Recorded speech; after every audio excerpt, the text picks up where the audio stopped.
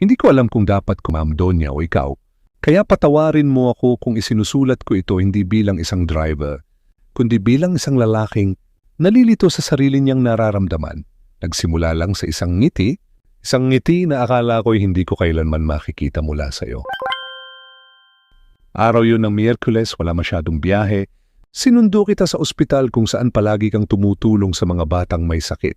Maganda ang panahon, maaliwalas ang paligid, pero ikaw, gaya ng dati, tahimik at seryoso habang nasa kotse.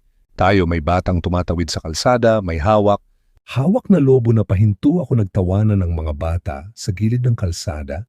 Isa sa kanila bigla kang tinuro at sumigaw ng ang ganda ng tita. Napatingin ako sa rearview mirror at doon ko nakitang ngumiti ka ako. Isang nangiti na payapa totoo, hindi pilit. Akala ko nga panaginip lang napatigil. Ang mundo ko dahil sa tagal nating magkasama sa sasakyan, sa mga araw na puro lang utos at katahimikan. Ngayon lang ako nakakita ng ganun sa'yo at doon ko na-realize bakit ako masyadong masaya sa simpleng ngiti mo, bakit parang may bumangon sa dibdib ko, bakit parang gusto kong alagaan ka hindi bilang amo, kundi bilang isang taong mahina rin tulad ko. Simula noon naging mas tahimik ako, hindi dahil wala akong masabi, kundi dahil ayokong masira ang mga sandaling tila unti-unting lumalambot. Ang puso mo minsan nadadala kita ng mainit na kape. Tuwing maaga kang lumalabas, hindi mo ako tinitingnan sa mata. Pero tinatanggap mo minsan pinipili mong sa likod ng sasakyan, kaumupo kahit wala tayong kasama. At ramdam kung hindi na yun dahil sa formalidad, kundi dahil gusto mong may kasama. Pero kung alam mo lang sa bawat pagbukas mo ng pinto ng sasakyan, parang puso ko ang bumubukas sa pag-asa. Sa bawat titig mo sa bintana, ako ang nasasalamin. At sa bawat paghinga mong malalim habang paalis tayo, parang ako ang gusto mong takasan o takbuhan papalapit. Hindi ko alam kung nararamdaman mo rin ang nararamdaman ko at alam kong bawal laban sa inaasahan ng mundo. Laban sa agwat natin edad, estado, buhay. Pero ang puso hindi ko napigilan.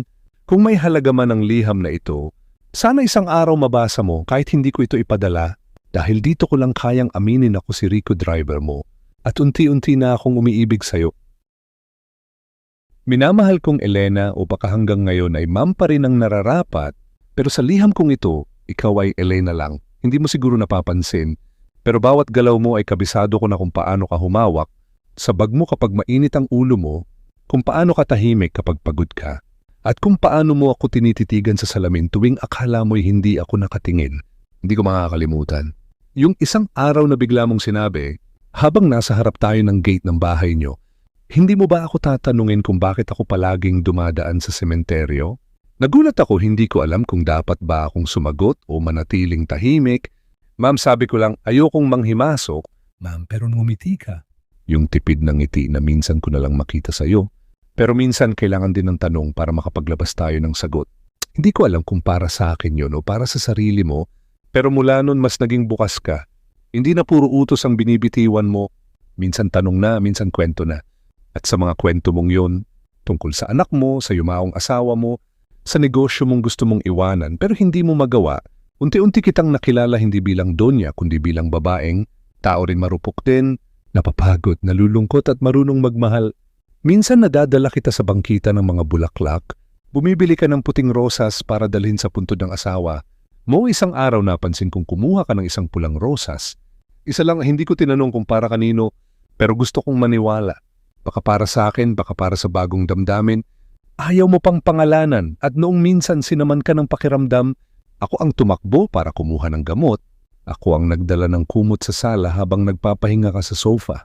Hindi mo man sinabi, pero ramdam ko doon ka rin nagsimulang umasa sa pagitan ng mga tinginan sa rearview mirror, sa mga tahimik na biyahe na tila mas may kahulugan kaysa salita, sa mga sandaling pinipilit nating itago ang nararamdaman, pero nahuhuli pa rin ang mata. Elena, kung ang pagtingin ko sa iyo'y kasalanan sa mata ng lipunan, bakit ganito ang tibok ng puso ko? Tahimik pero totoo, simple pero malalim. Lihim pero lumalaban, hindi kita hinihinging sagutin. Hindi pa na ngayon, pero kung nararamdaman mong may kakaiba, totoo yun dahil ako si Rico. At sa bawat araw na kasama kita, mas lalo akong umiibig sa'yo. Hanggang ngayon, hindi ko pa rin alam kung para saan ko sinusulat ang mga liham na ito. Hindi ko rin alam kung balang araw mababasa mo sila. Pero ngayong gabi, kailangan kong ilabas ang bigat sa dibdib ko bago tuluyang mapunit ng tsismis. Ang tahimik nating mundo. Nagsimula ito sa isang umagang, parang karaniwan lang. Sinundo kita mula sa opisina ng foundation. Umupo ka sa harap ng kotse, o sa harap, hindi sa likod. Gaya ng dati, iba ang itsura mo nun, mapunggay ang mata, parang kulang sa tulog, ngunit nang ngumiti ka sa akin, hindi ko na kinailangan ng kape habang nasa kalsada. Binuksan mo ang cellphone, naramdaman ko ang bigat ng katahimikan sa loob ng sasakyan. Tita Clarice is asking question. Sabi mo sa wakas about you, about us, bigla akong kinabahan. Hindi pa man tayo umaamin sa isa't isa, tila meron ng humuhusga. Hindi pa man natin pinapangalanan ng damdamin, meron ng gustong pumatay sa posibilidad. Mula nang mapansin ni Tita Clarice na mas madalas tayong magkausap, mas palagay na ang loob mo sa akin, mas dumalas din ang pakialam niya. Hindi driver lang yan, Elena, nagpapagamit ka ba? Anong sasabihin ng anak mo, ng mga kaibigan mo, ng mga kasosyo ni Mario pa ulit-ulit? Parang kulog na umaalingaw-ngaw sa buong bahay. At ngayong gabi, habang nakaupo ako rito sa quarters ko, hindi ko mapigil ang mapaisip. Paano kung totoo ang sinasabi nila? Paano kung sa mata ng mundo mali ito? Paano kung masaktan ka dahil sa akin? Pero mahal kong Elena, kung ito man ay isang kasalanan, sanay, ito na ang pinakamatamis kong kasalanan dahil hindi ko kayang itago ang totoo na tuwing tinititigan kita sa salamin. Hindi lang basta pagtingin yon, kundi pag-asa ako na tuwing inaalalayan kita, hindi lang yung trabaho kundi pag-aalaga. Alam kong marami pang hahadlang, marami pang sasabutahe, pero kung pipiliin mong lumaban, ipaglalaban kita kahit isugal ko ang trabaho ko, kahit isugal ko ang pangalan ko, dahil ikaw lang ang panalo kong pinapangarap. Kung darating ang araw na kailangan mong mamili, kung ako ba o ang mundong inaasahan kang maging perpekto, ako ang hihilinging piliin mo. Ngayong gabi tahimik ang buong mansyon, walang maririnig kundi ang tiktak ng orasan sa bulwagan, ang mahinang ihip ng hangin mula sa hardin, at ang tibok ng puso kong hanggang ngayon ay sayo lang nakaayod. Rico, kanina pinatawag mo ako. Wala namang biyahe, wala ring utos, nandyan si Rico. Tanong mo kay Jessa, ang kasambahay po. Ma'am, nasa garahe po. Tinawag mo ako sa veranda, dun sa maliit na mesa kung saan ka madalas magkape tuwing umaga, pero ngayon gabi na at may 2 tasa ng kape sa ibabaw ng mesa. Yun ang unang beses na sabay tayong naupo, tahimik lang tayo sa simula. Pinagmamasdan mo ang mga halaman sa paligid. Pinagmamasdan naman kita, tila. Pareho tayong may gustong sabihin, pero parehong nag-aalangan hanggang sa ikaw na ang bumasag ng katahimikan. Rico, kung hindi ako biyuda, kung hindi ako mayaman, at kung hindi ikaw ang driver ko, sa palagay mo posible bang may tayo?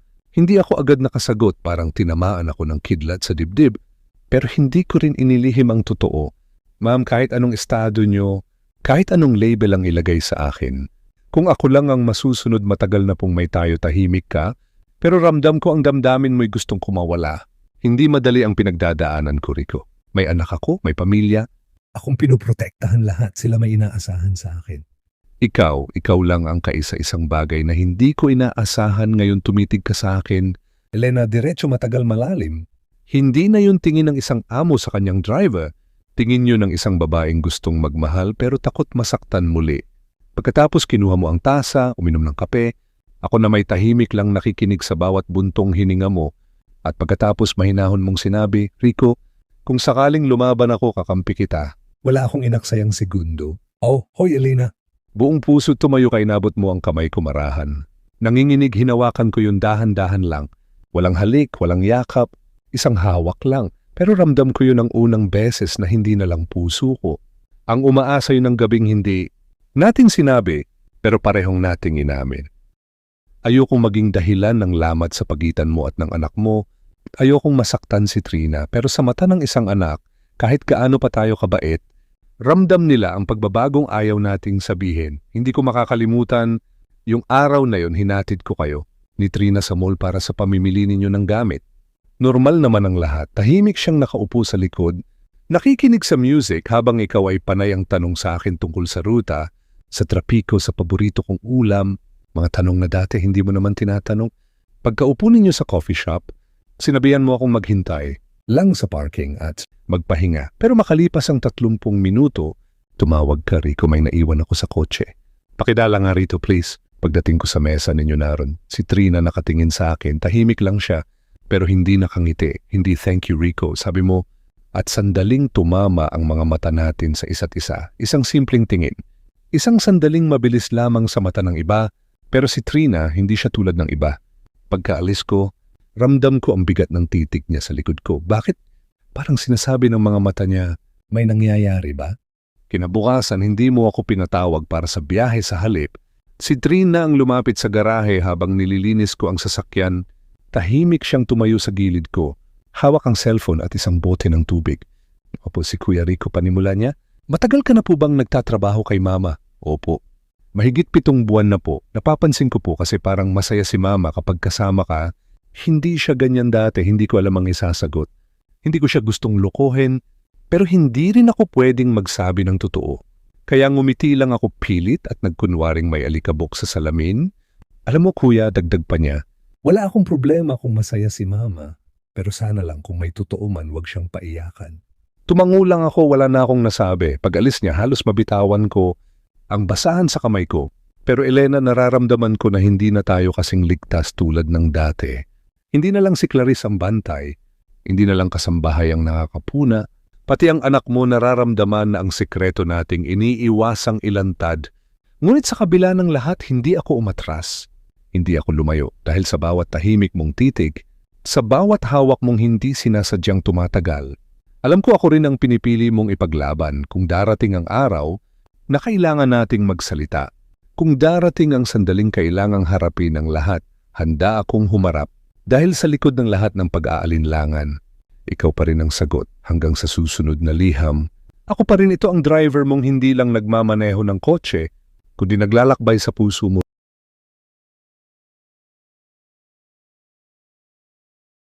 Hindi lang pala si Trina ang nakakapansin si Ma'am at si Kuya Rico, ha? May kilig na rinig kong bulong ni Jessa sa isa sa mga hardinero habang naglilinis ako ng sasakyan. Baka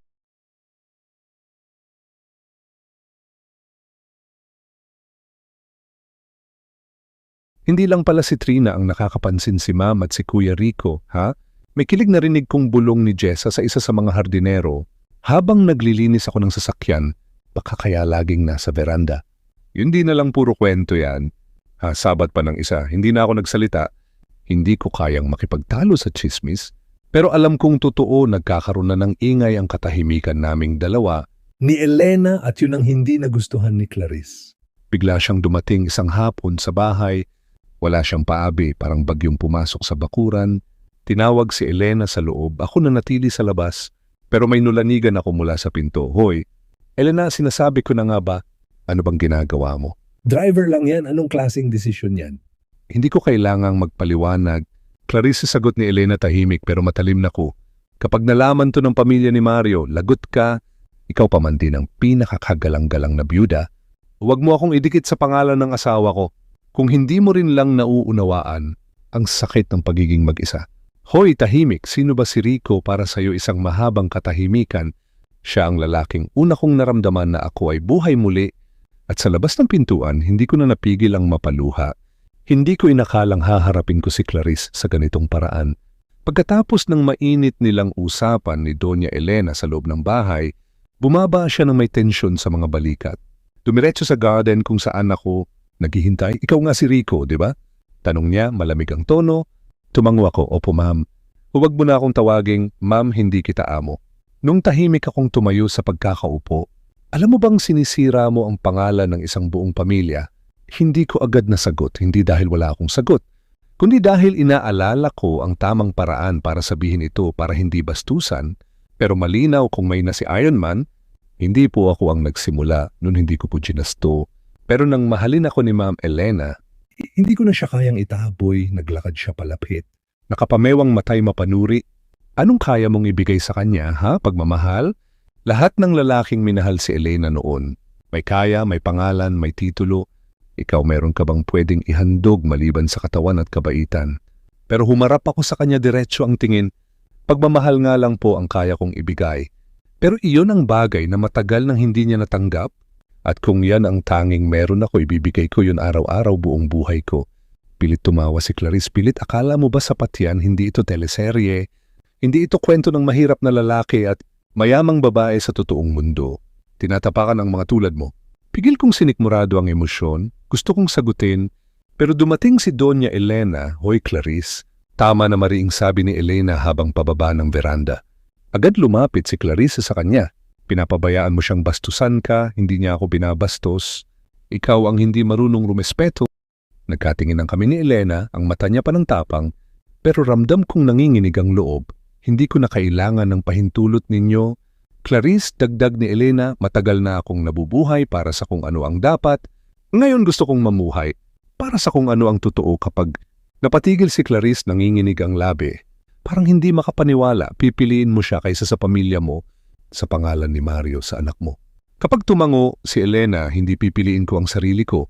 At sa pagpili ko sa sarili ko, siya ang kasama ko ng gabing. Yun, hindi na ako bumalik sa kwartong tinutuluyan ko sa likod ng mansyon. Tinawag ako ni Elena sa veranda, kung saan unang naupo ang aming damdamin ngayon tahimik.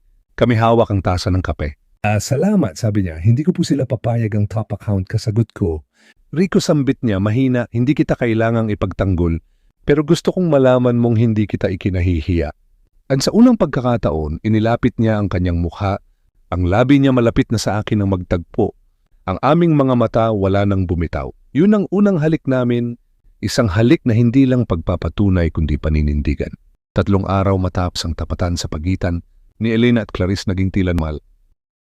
Ang daloy ng aming mga araw, tahimik, maingat, masaya, pero ang ganitong katahimikan ay palatandaan lamang ng isang unos na paparating. Habang nasa labas, ako at pinupunasan ng sasakyan ni Doña Elena, lumapit si Jessa, Kuya Rico, may bisita, si Ma'am Matangkad, medyo may edad na formal magsalita kahit kaibigan. Daw po ni Sir Mario, asawa ni Ma'am Elena. Agad akong napalingon sa loob ng bahay. At doon ko siya nakita, matikas pa rin, kulayabong buhok, mamahaling Amerikana, at hawak ang baston na mas mukha pang panakot kaysa suporta ako, si Rafael Madrigal, business partner at matagal na kaibigan ng yumaong asawa ni Elena, isang pangalan na ilang beses ko nang narinig noon, pero ngayon ko lang nasalayan sa harapan. Nasa sala siya at nakaupo sa gitnang upuan, parang siya ang may-ari ng bahay. Nakatingin siya kay Elena habang iniikot ang hawak na mamahaling singsing sa daliri. Ano nababalitaan ko, anya na nagkakagusto ka sa iyong driver. Napansin ko ang pagbabago sa pastura ni Elena. Hindi takot kundi pagkain lang, alam niyang hindi ito basta usapan. Pero anuman ang ginagawa ko sa buhay ko ay wala ka ng kinalaman. Rafael tumawa. Si Rafael mababa mabigat. Elena, ang pangalan ni Mario ang pamrotekta sa iyo sa buong panahong ito, sa negosyo, sa social circle, sa media, sa lahat. At ngayon isusugal mo yan para sa isang taong hindi man lang makakatapak sa isang executive. Meeting doon na ako pumasok sa loob. Hindi dahil tinawag ako, kundi dahil hindi ko kayang mapanood na pinapahiya si Elena. Ako ginusambit ko walang galang po. Pero wala po kayong karapatang ipahiya si Doña Elena sa sarili niyang bahay. Tumingin siya sa akin mula ulo hanggang paa, nginiting may pangungutya. Hindi Rico, di ba anya bata? Kung iniisip mong ang pagmamahal lang ay sapat para sa isang tulad ni Elena, nagkakamali ka, pero mas gugustuhin ko pong magmahal ng tapat kaysa mabuhay sa kasinungalingang. May dangal na patingin si Elena sa akin, tila gulat at tila proud. Hindi ko inaasahang magiging matapang kabulong niya. Para sa inyo po kaya ko. Bulong ko pabalik, tumayo si Rafael. Pero bibigyan kita ng 1 linggo, Elena Anya.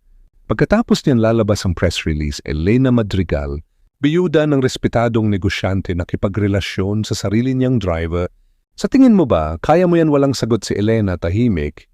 Pero hindi dahil takot siya, kundi dahil alam niyang totoo ang bantang yon. Pag-alis ni Rafael, naupo siya sa sofa. Hindi ko na siya tinanong, nilapitan ko na lang siya at hinawakan ng kamay niya. Elena, ayokong ikaw ang masira dahil sa akin tumingin siya. Sa akin mahigpit ang hawak, hindi mo ako sinisira. Rico, sa wakas nararamdaman ko lang ulit kung paano mabuhay. Hindi ko pa rin